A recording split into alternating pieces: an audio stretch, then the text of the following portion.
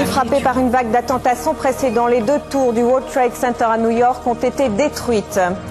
À Washington, le Pentagone et le Capitole sont en feu. Un avion s'est écrasé à Pittsburgh. Le bilan est très lourd. Et dans le monde entier, c'est la consternation. Le président américain George Bush s'est adressé à la nation cet après-midi.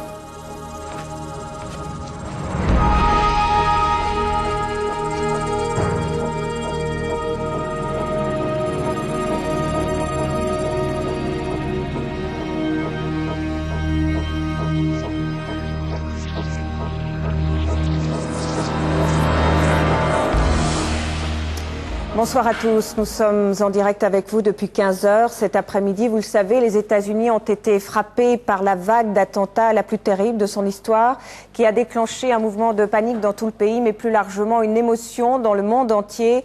Incroyable, inimaginable ce qui s'est passé cet après-midi. Les 2 tours du World Trade Center à New York se sont effondrées. Le Pentagone à Washington a été victime d'une explosion. Un Boeing s'est écrasé à Pittsburgh sur la côte Est. Il pourrait y avoir des milliers de victimes. Mais on va voir tout d'abord les images de ce qui s'est passé à New York avec William Heinzer.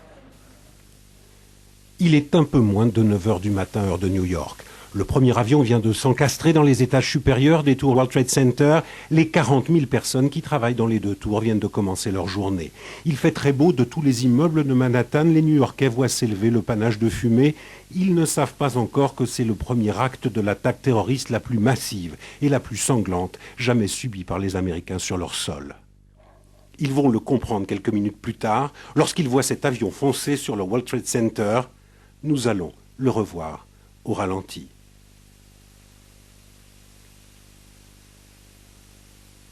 En fait, il s'agit du vol Boston-Los Angeles détourné par des pirates de l'air. Cet appareil de la compagnie American est un avion de ligne. Il transportait 158 passagers. Dans la tour, on ne sait pas encore à l'heure actuelle combien de vies viennent d'être sacrifiées. Le combat des secours pour sauver les prisonniers des flammes est inégal. Les structures de l'immeuble ont été sectionnées par les 2 crashs d'avion. Bientôt, une partie du World Trade Center s'effondre.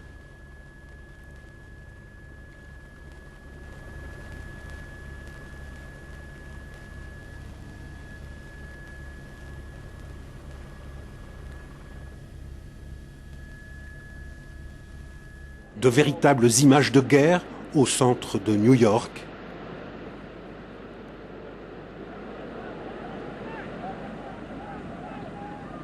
Et c'est la panique dans les rues de Manhattan. Les gens s'enfuient en larmes. Le maire de la ville, Rudolph Giuliani, demande à tous les New-Yorkais d'évacuer tout le sud de Manhattan. Mais le pire est encore à venir. Le plus haut des bâtiments de New York, avec ses 417 mètres, le symbole de l'économie mondiale qui abrite 350 entreprises, va totalement s'effondrer. On ne peut ce soir dresser le bilan de ce double attentat dans la seule ville de New York, mais on sait déjà que Manhattan ne sera plus jamais comme avant.